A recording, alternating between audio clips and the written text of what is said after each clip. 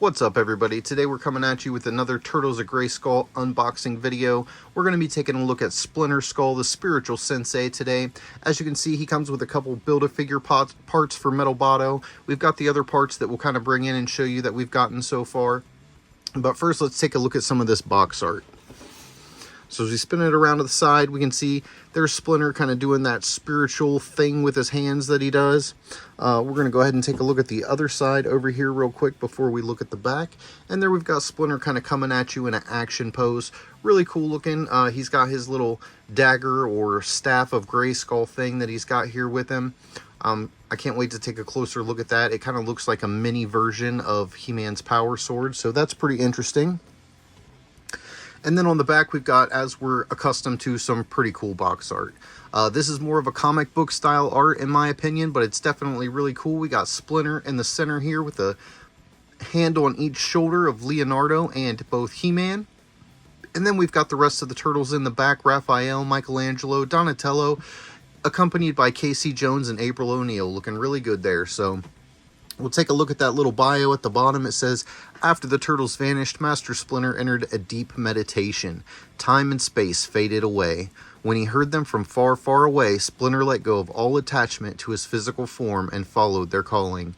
It took him to the first planet of the universe, Eternia, where he suddenly appeared at Castle Grayskull as the Splinter embodiment of the power of Grayskull itself. So it's really cool how they added him into the story. I think that's really unique and really a good way to kind of join Splinter in with the rest of the Turtles.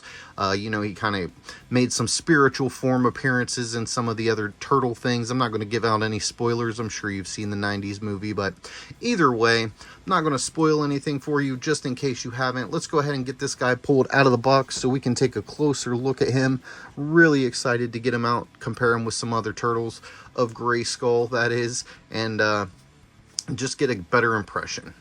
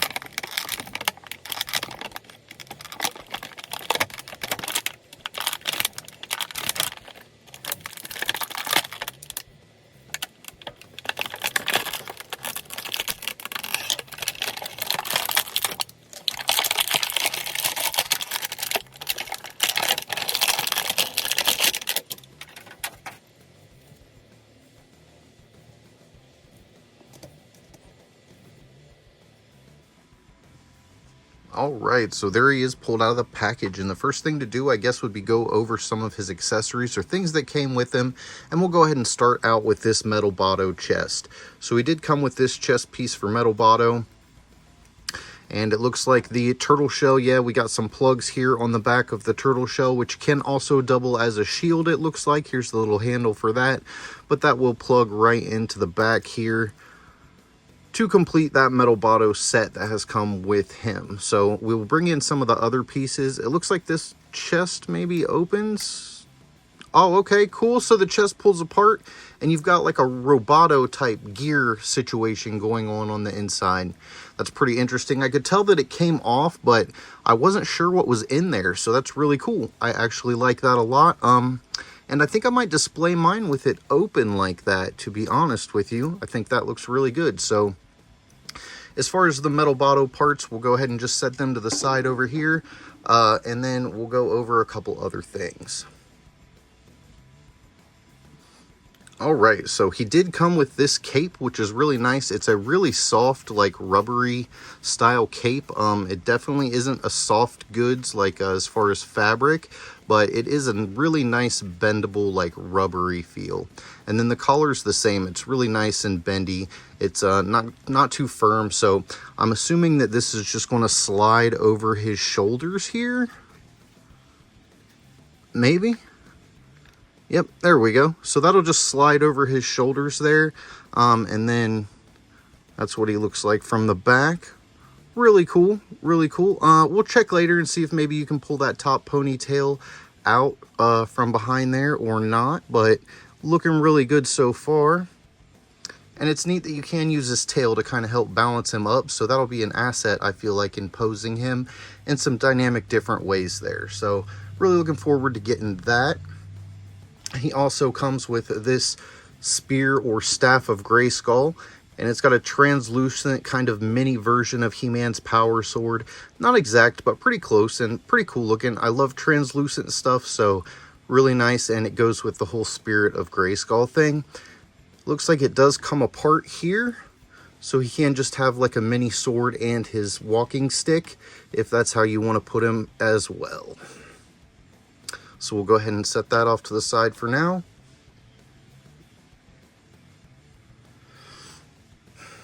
And lastly, it looks like he comes with a open grabber slash claw hand. Since he is a rat, we'll call it a claw hand. He's not really going to grab a whole lot. He's got the grabbers actually on his wrists right now, and for additional hands he just comes with this one here, this one additional claw style hand, and I probably am going to put this in his hand because I do like the way that it looks. So we'll check that out. I'll pose him up a couple different ways, and we'll take some pictures and include that stuff too, so you can see him from a couple different views and angles, but I'm really liking this character so far. Alright, I'm going to go ahead and strip his cape back off of him and get him back down to the base version of the figure here. And as you can see, he's got some braids that come out that kind of representative of King Grayskull, as well as the long braided ponytail in the back. So really cool. It fits with Splinter really well. I think that's pretty neat how they did that. Pretty smart thinking. So anyways, he can look to the left. He can look to the right. He can look up actually really well. I wasn't expecting that. And he can look down really well. Eyes, pretty cool white in the eye there. And as you can see, it's got a bit of green. He does have some airbrushed white here on the tip of his nose, kind of giving that a highlight like that. That looks really good as well. And the big buck teeth down here at the bottom. His face is fully sculpted to look like hair all over it, so they killed it on this sculpt. Hopefully we'll see a couple other versions of Splinter, since they did make this head sculpt. Hopefully they'll use it in some form or another, and they'll give us a couple other Splinters, because I really like this version here, and I'm sure we will get more. As far as the arms, he has the standard Origins body, so he can rotate his arm all the way around. As you can see, he has a single jointed elbow that will bend up about 90 degrees. His wrist can rotate all the way around, and you can bend it in and it will flex out a bit. He can do the splits about to there. It is somewhat hindered because of his little kind of lower robe piece here. And then he has the single jointed knees, again bending about 90 degrees. We do have some swivel at the knee as well as swivel at the boot here, and then his foot does look a little different, but we are getting the same kind of up and down and swivel movement with the feet as well. When it comes to his tail, you can see there's a joint here, so you can lift it up. It can go all the way back and forth up, and you can take it right out. So you can turn it up and you can turn it around to suit your needs to be able to pose him in whatever way that you want, really. He seems like a really posable, easily standable figure, especially with that tail. So let's go ahead and get him dressed up with all of his accessories and kind of compare some of these metal botto parts, see what they're going to look like put together so far, and get some other of the Turtles of Grayskull in here with old Master Splinter. So here we've got a couple of guys pulled in with Splinter. We've got a good guy and a villain, just so we can kind of do a little size comparison. As you can see, Krang is ginormous. They used the Andre the Giant body and an extension piece here in the center to get that massive amount of height on him, but looking really cool. I really like the way they're set up here, like they're kind of getting ready to fight. And you can see the size of Leonardo there compared to everyone as well. I'm going to go ahead and pull Krang out for just a minute and put him over here off to the side. And then we're going to do more of a close comparison with these two here, just so you can kind of see that they are roughly the same height. Get Splinter's tails kind of, so you can tell that those two are the same height. They're running off the same buck. Splinter's ears do make him stand up, maybe just a hair taller, but same body basically.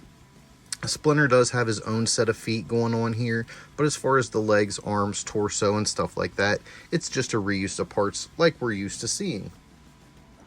Now, as of right now, this is how Metal Bado stacks up. We've got an arm, we've got the legs, we've got the groin, the chest, and the head, as well as the shell. And then these are some of the extra gun pieces that they had for him on the back. So that is Metal Bado so far. Looking pretty good if I do say so myself. Can't wait to get him the rest of the way together. And then we'll actually just go ahead and do a review on him when I put the last piece on.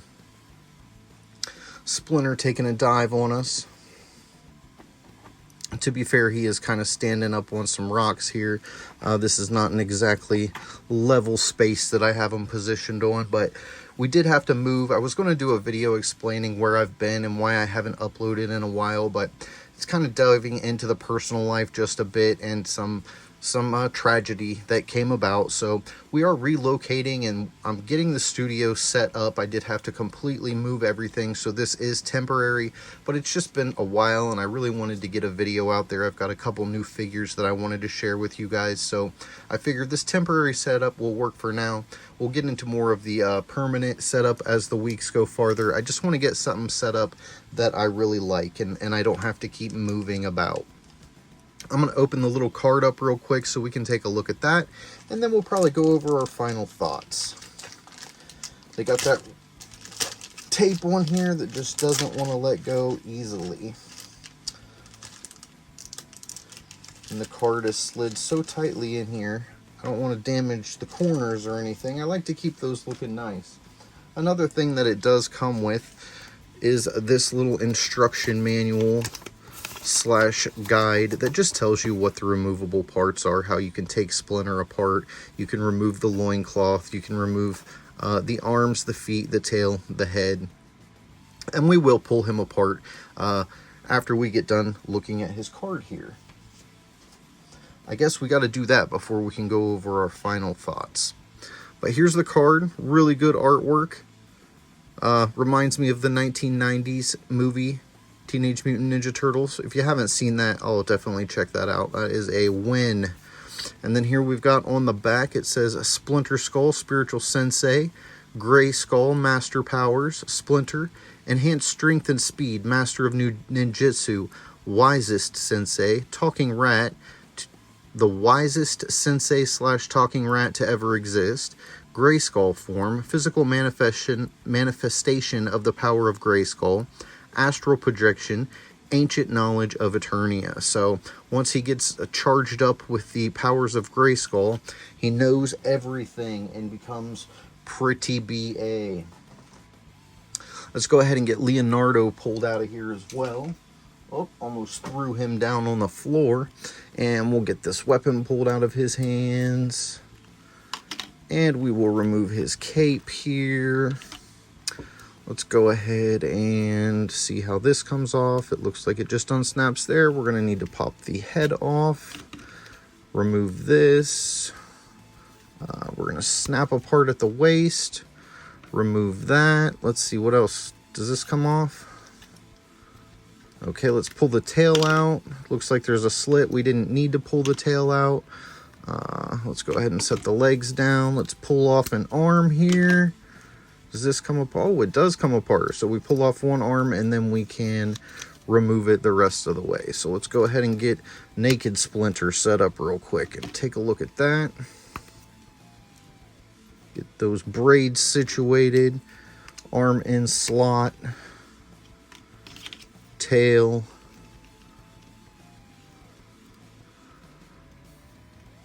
Alright, so he doesn't look so old now, does he? He looks like beefed up super rat. Look at that. It's crazy to imagine this is what Splinter looks like under his attire, but I just wanted to show you what he looked like with everything off and how you could go ahead and take everything off if you wanted to. Another look that we could have for Splinter, you could go ahead and pull the legs apart.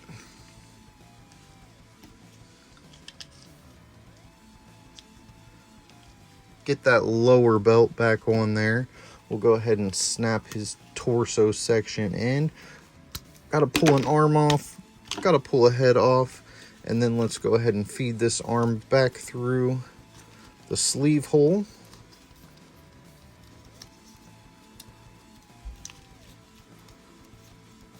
Maybe we better do this while it's in two sections. I think it's going to work out easier this way.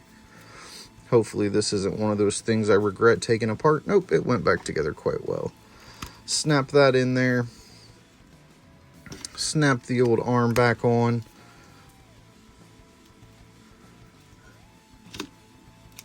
And head.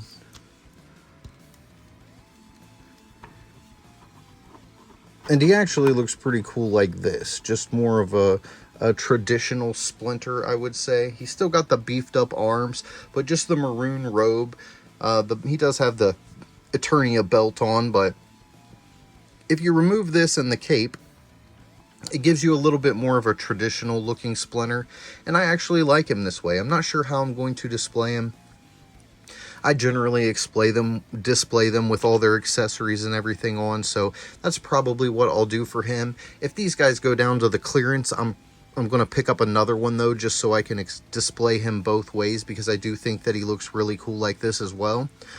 So hopefully these guys hit that clearance somewhere like Moss Man and most of the other figures did, and we'll be able to pick up a second Splinter for pretty cheap. Maybe even a third if he goes cheap enough, because I do like the parts, the head, and different things, so we could do some customizing with this figure. So all in all, I'm going to give Splinter 2 thumbs up. He's not my favorite figure in the set so far. Krang's still holding that title in the favorite #1 spot. But I think Splinter might be my second favorite character in the Turtles of Grayskull line so far. I think he's excellent. I love what they did with his head. I like the outfit. I like how you can display him as King Grayskull with the extra armor bits, with the cape on, or how you can kind of put him as this more natural looking Splinter. Let me know what you guys think down in the comments. Don't forget to hit that like button, subscribe to the channel, turn all the notifications on, and have a blessed day. Tell someone you love them, and I'll see you in the next video.